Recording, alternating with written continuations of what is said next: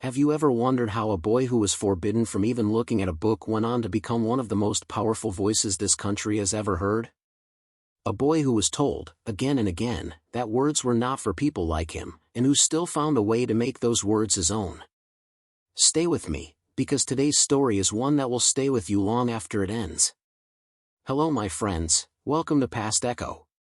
Find a quiet place. Let your shoulders relax. Take a slow breath in, and let it out. Today, I want to take you somewhere far away, to a night that changed the course of one boy's entire life, and eventually, the course of a nation. It is late at night on a plantation in the southern United States. The air is thick and warm, the kind of warmth that makes everything feel slower, heavier. Crickets are singing somewhere in the darkness beyond the fields. Inside a small, cramped room, a young boy sits close to the floor, near a thin line of candlelight. In his hands, he holds something that does not belong to him, an old, worn book. His fingers trace the shapes on the page, slowly, carefully, the way someone touches something they are afraid might disappear.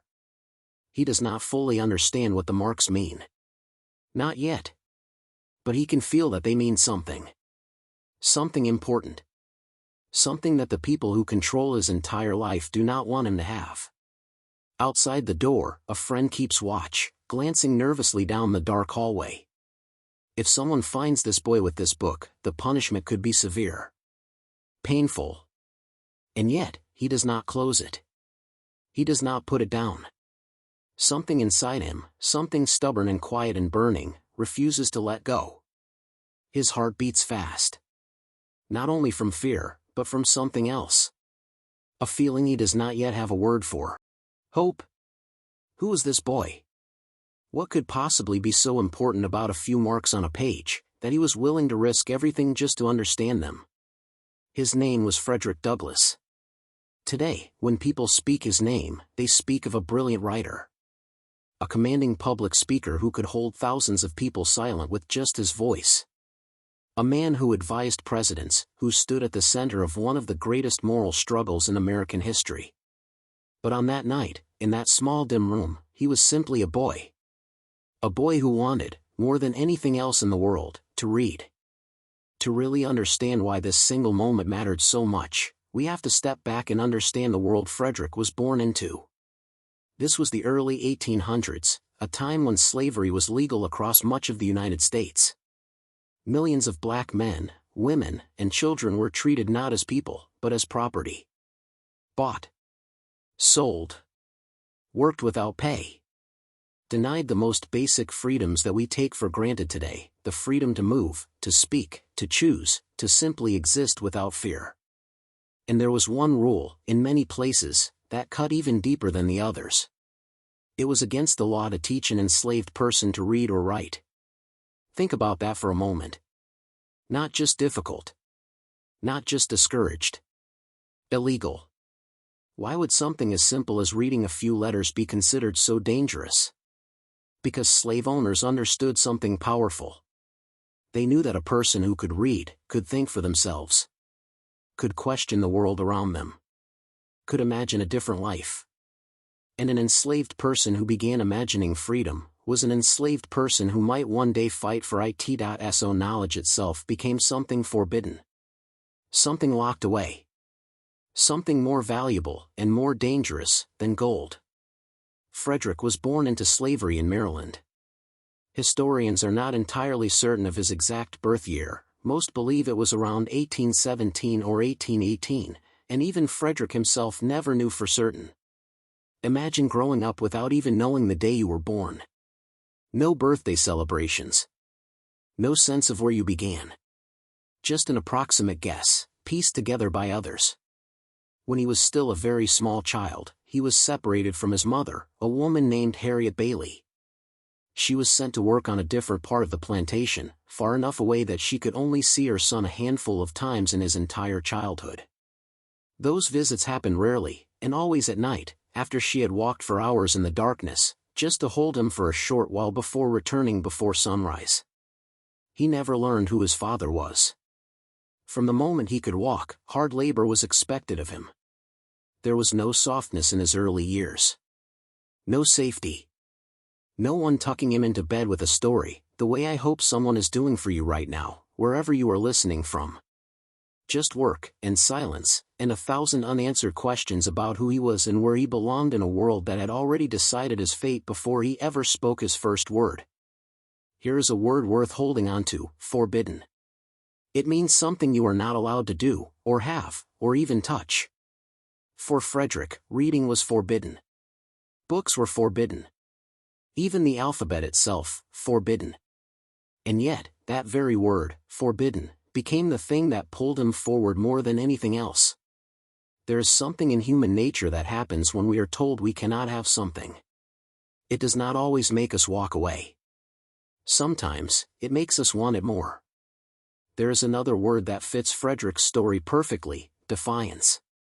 Defiance means openly refusing to obey a rule, even when you understand there may be serious consequences.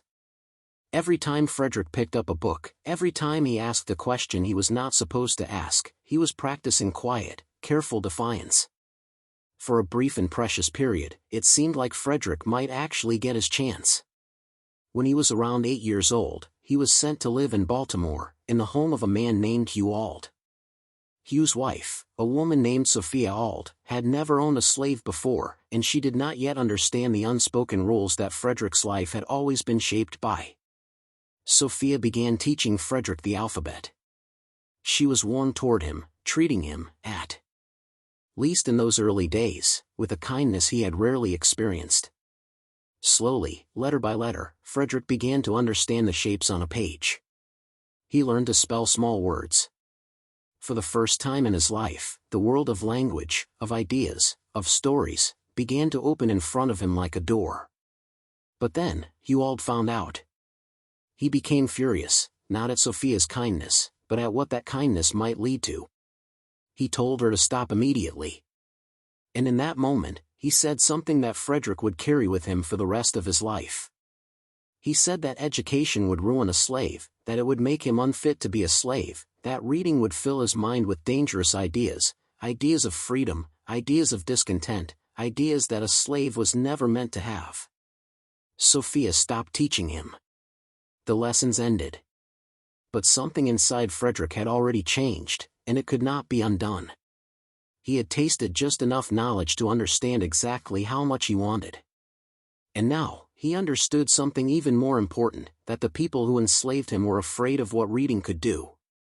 Which meant reading held real power. So Frederick found his own way forward. He began secretly trading small pieces of bread, food that was already scarce for him, with poor white children in the neighborhood, in exchange for reading lessons. Imagine that. A hungry child, giving away his own food, just for the chance to learn a few more letters. Every lesson was a risk. If discovered, the consequences could have been severe. But Frederick kept going, letter by letter, word by word, piecing together an education in the shadows, hidden from the world that had told him it was not his to have. As he grew older, his hunger for knowledge did not fade, it grew stronger. And so did the danger around him. Eventually, Frederick was sent to work under a man named Edward Covey, a man known across the region for one specific reputation: breaking the spirits of enslaved people through relentless cruelty and fear. Covey's methods were brutal. Under his control, many people who had once held on to hope slowly lost it, worn down by exhaustion, punishment, and despair. For a time, it seemed like this might happen to Frederick too. But it was in this darkest chapter that something inside him shifted completely. Frederick often found himself thinking back to what Hugh Auld had said, in anger, all those years earlier, that reading would make a slave unfit to be a slave. At the time, it had been meant as a warning. But now, standing in the middle of his hardest days, Frederick began to see it differently. If knowledge was truly dangerous to the system of slavery, then knowledge was exactly the tool he needed to break free from it. And then came a moment that would define the rest of his life. One day, when Covey attempted to physically punish him the way he had broken so many others, Frederick refused. He fought back. For nearly 2 hours, the two men struggled, and in the end, Covey did not break him. In Frederick's own later words, paraphrased across time, he described that fight as the turning point of his entire life as a slave, the moment he stopped feeling like property, and started feeling, for the first time, like a free man, even while his body was still in chains. That single moment of resistance became something Frederick carried with him forever, a private, internal declaration that no one, and nothing, would ever again convince him that he was less than fully human. From that point forward, everything changed. In 1838, Frederick Douglass successfully escaped slavery, traveling north to freedom. He was finally, truly free. But instead of quietly disappearing into a new life, he did something extraordinary. He turned around, and he began fighting for everyone he had left behind. He became one of the most important abolitionists in American history, a person devoted to ending slavery entirely.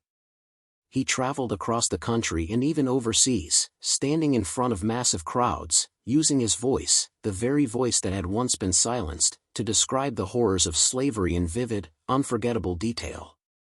People who heard him speak often said they had never witnessed anything like it, a man who spoke not with notes, but with the full weight of lived experience. In 1845, he published his autobiography, titled Narrative of the Life of Frederick Douglass, an American Slave. It became an instant bestseller, and it changed the national conversation, because for the first time, so many readers were hearing the truth of slavery directly from someone who had survived it, in his own words, written with his own hand, using the very skill he had once been forbidden to have. His influence continued to grow. Frederick Douglass became an advisor to President Abraham Lincoln during the Civil War, one of the most difficult and defining periods in American history. He pushed, tirelessly, for enslaved people to be allowed to fight for their own freedom, and for the nation to fully commit to ending slavery once and for all. He spent his entire life advocating not only for the end of slavery, but for civil rights, for equality, for the simple belief that every human being deserves dignity, safety, and freedom. Today, more than a century later, Frederick Douglass is remembered around the world, not just as a historical figure, but as a symbol. A symbol of what knowledge can do. A symbol of what courage looks like when it is quiet, and patient, and unshakable. Frederick Douglass passed away in 1895, as one of the most respected writers, speakers, and civil rights leaders in the country's history. But his story carries a bittersweet truth alongside its triumph. Even after everything he achieved, even after the immense respect he earned in his lifetime, Frederick spent his entire life fighting against injustice, and he did not live to see the complete equality and freedom he had spent his whole life dreaming of for his people. His legacy reminds us of something important, that some battles are larger than a single lifetime, but that does not make the fight meaningless. Every step forward, no matter how difficult, still matters. Still echoes forward, into the lives of people who come after. And this brings me to you, listening right now. Just as Frederick had to fight, quietly and secretly, for every single letter, every single word, you are fighting your own quiet battle every single day, learning a new language, one word at a time. Some days, it will feel slow. Some days, it will feel like you are not making any progress at all, like the words refuse to stay in your mind, like fluency is something that belongs to someone else, not to you. I understand that feeling. But I want you to remember something Frederick's story teaches us so clearly, that real growth almost never happens all at once. It happens quietly. In secret moments. In small, stolen minutes of effort that no one else may even notice. Every new word you learn is proof. Proof that you are growing. Proof that you are becoming someone new, one sentence, one lesson, one quiet act of persistence at a time. Just like every letter Frederick learned was one more step toward the freedom he was building for himself, piece by piece, in the dark. You are writing your own story right now. And I promise you, it matters. Keep listening, keep learning, keep going. This is PastEcho.